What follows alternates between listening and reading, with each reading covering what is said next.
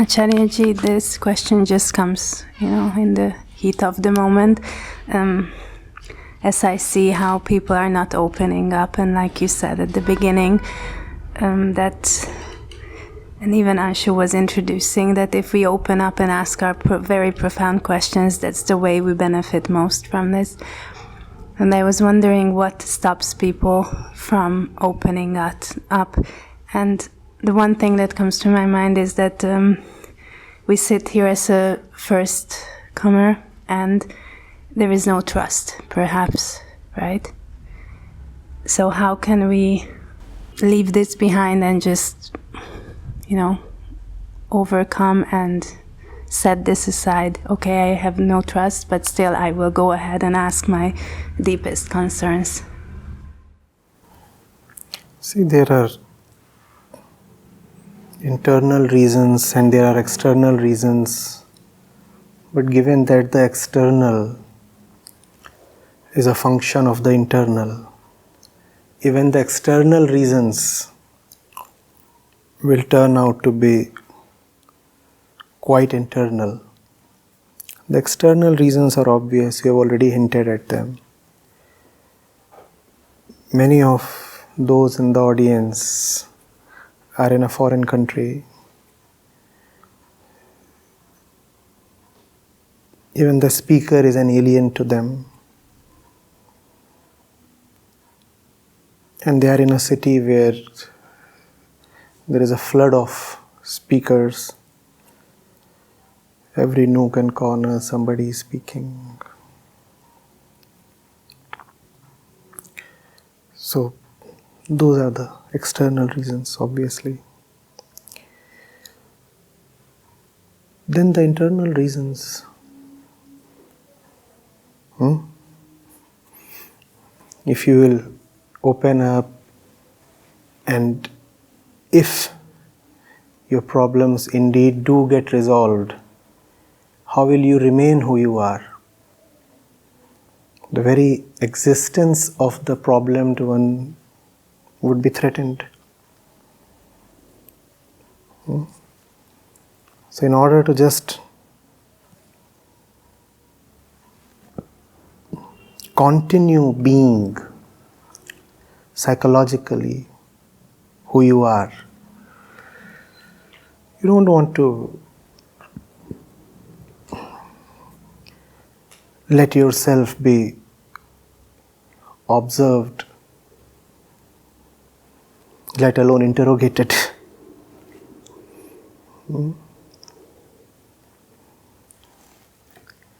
But obviously this is a self-defeating approach, you see.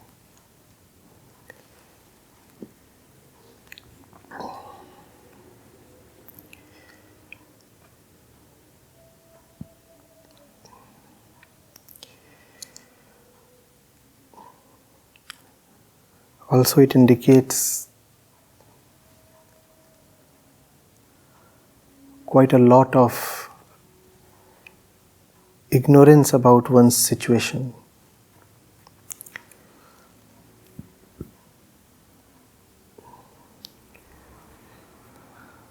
One will ask for a solution only when one is aware of her inner problem. Many a times we do not even know what bugs us internally. So how do we put it across to somebody else? And many a times we think nothing bugs us. We are already all right.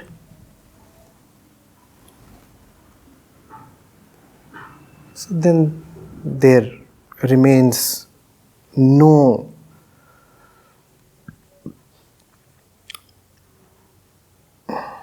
ostensible need to seek any kind of solution. I think that trip to Rishikesh has given a new dimension after meeting you. I mean, when you say it doesn't solve the problem, but it identified the problem. I mean, we meet teachers who say you're already a Brahman. The ignorance is the one that is not revealing you the truth. to go to the truth. Identity is the issue, and identity construct from the day one. It has happened from the childhood. You have listened to your parents, you have listened to your teachers, you have listened to, you have to be this, you have to be that, and you constructed around with the identity and all that, and you have come to this. Now deconstruct the identity, let your thoughts go away, sit in silence, meditate upon, drop everything. And when you really deeply connect within yourself, this is what I've been told, connect yourself, at one day the mind merges into the heart and reveals the truth, and this kind of a thing. Now you challenge that. And to challenge that very correctly, you are brutally brutal about it. And I know deep down, with brutally, you are saying with love for the aspirants to relook at it. Now, several years have been passed in seeking, kind of thing. And one of the gentlemen asked how to find the guru and this and that, guidance.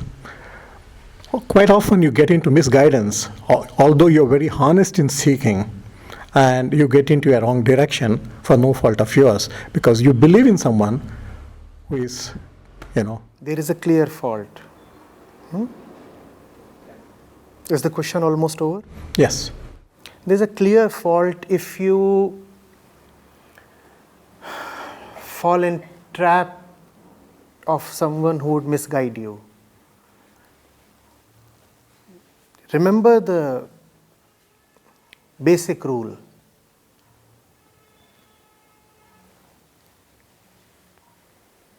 If you get a false teacher,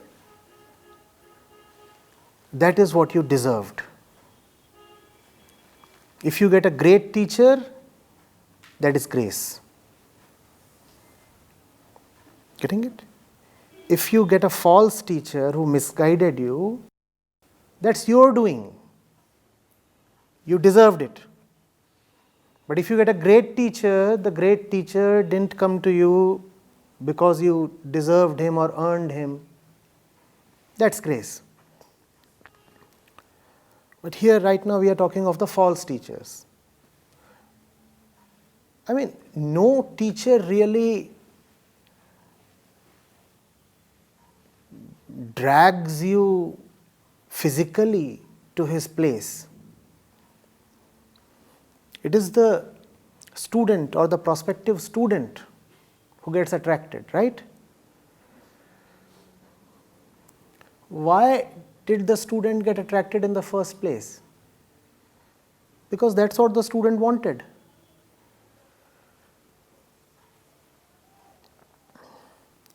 The teachers very well know what the students are looking for.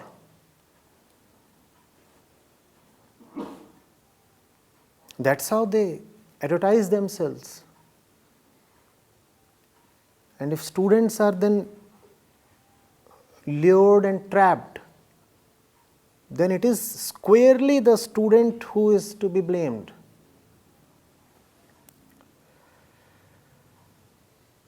If the student has any sincerity, then the student would have first of all tried on his own as much as he can. And then it will be very difficult to fool such a student. Such a student cannot be trapped, and such a student will be very, very full of sharp questions. A false teacher will not be able to stand his scrutiny.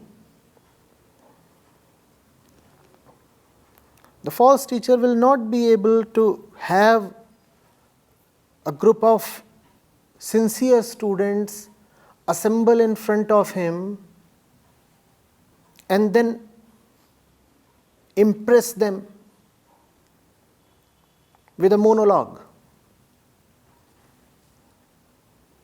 The students will not sit as mute spectators or listeners. The students will debate, question, contradict, not because they want to offend the teacher but because they are genuine seekers. If you are genuinely seeking, how can you sit on mute mode in front of someone who is making all kinds of claims? Look at me. I am saying all kinds of outlandish things. And nobody seems to be challenging me. Why? What is the proof that I am not just throwing garbage at you? Why don't you quarrel? That's the mark of the sincere student. He is very eager to quarrel, not because he dislikes the teacher, but because he is absolutely in love with the right teacher. Therefore, he would quarrel to ascertain whether the teacher is the right teacher.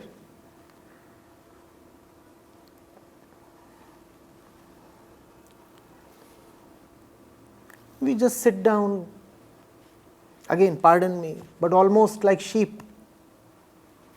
I don't say that to show you down.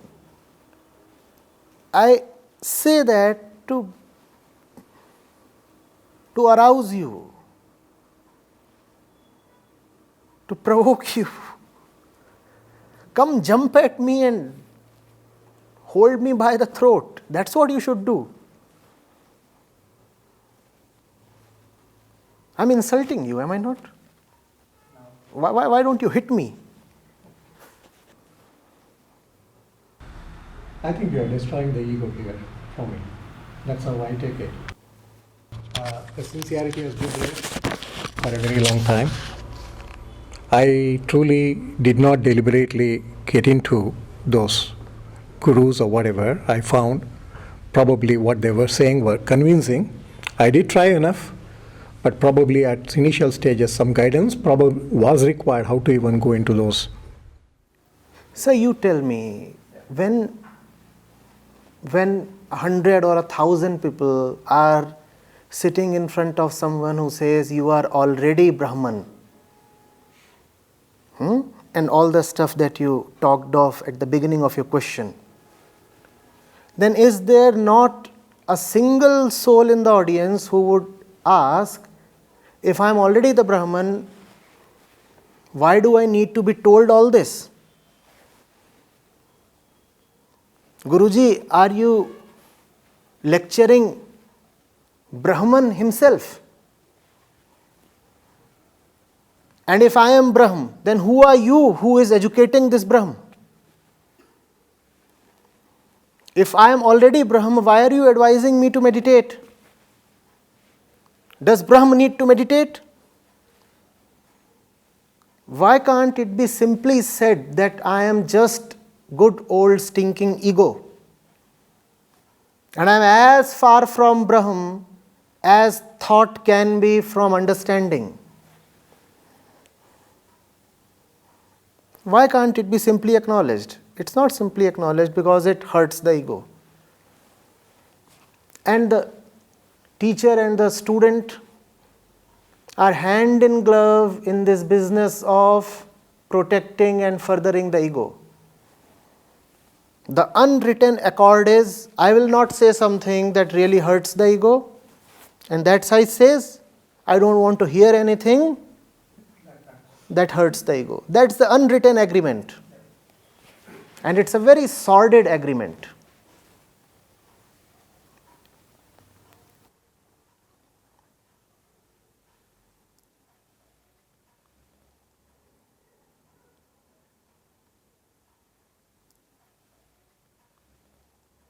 Recognition of the ego is quite evident. I mean, in the sense, it's there, right? Probably that is masking or whatever, the truth. How do one go about it from now on? No, we don't even need to talk of the truth. We do not even need to say that the ego is masking the truth. How do we know that behind the mask there really is some kind of truth? Is even that much known? Why do we speculate so much? What is it that we know of for certain? Please, let's begin from the basics. What is it that we are absolutely certain of at this point in time, at this place here? That you are there. And how do you know that you are there? Because you are asking this question. If this question is there, surely is the questioner. Correct? Can we begin from there in all honesty? Is this much certain to us that if there is a question, there surely is a questioner? And if there is no question, then we are not talking. Then there is nobody. Then this session is not happening, right? For this session to happen, there is a question. So there is a questioner. Why is the questioner indulging in questioning?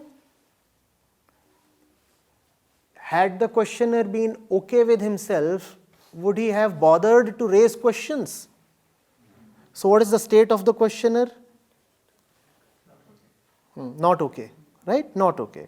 So this is where we start from. I am not okay. Not that I am Brahma. This is the fundamental place to start from. I am not okay. And with this honesty, we proceed. Now, if I am not okay, where does this not okayness come from? What is this not okayness prompting the questioner to do? The doer is not okay. The questioning is the doing, right? So questioner is the doer. The doer is not okay. What is this sense of not alrightness or incompleteness prompting him to do? And the moment you come to that, you will be forced to look at your daily routine. Because that's what your daily actions are, right? That's what you're indulging in the entire day.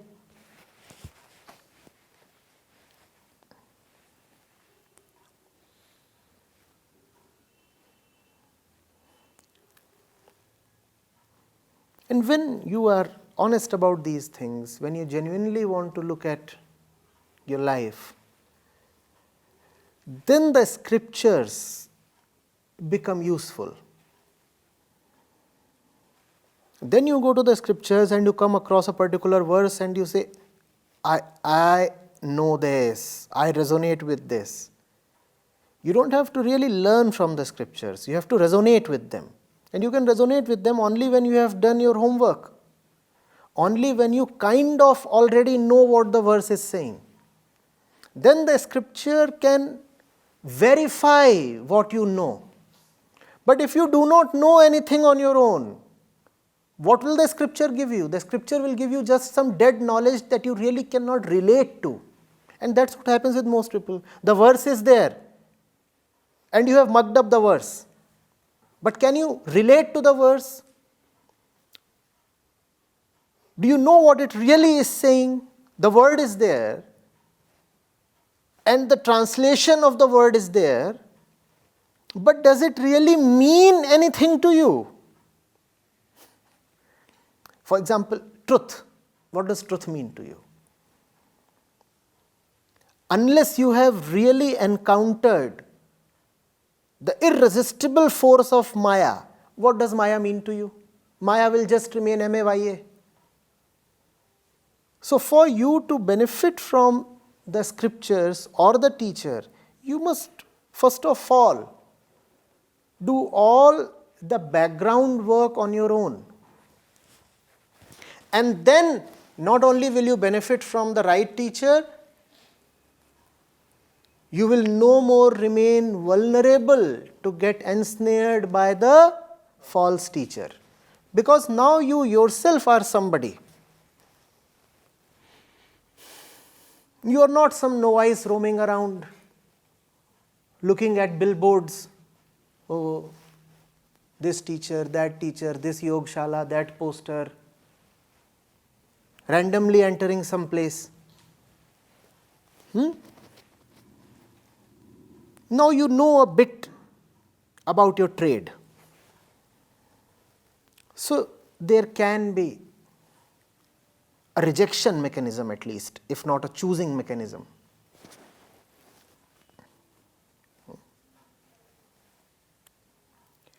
The right teacher cannot be selected, but at least the false ones can be rejected. Even to reject the false ones, you need some groundedness, some familiarity with facts, and of course due honesty.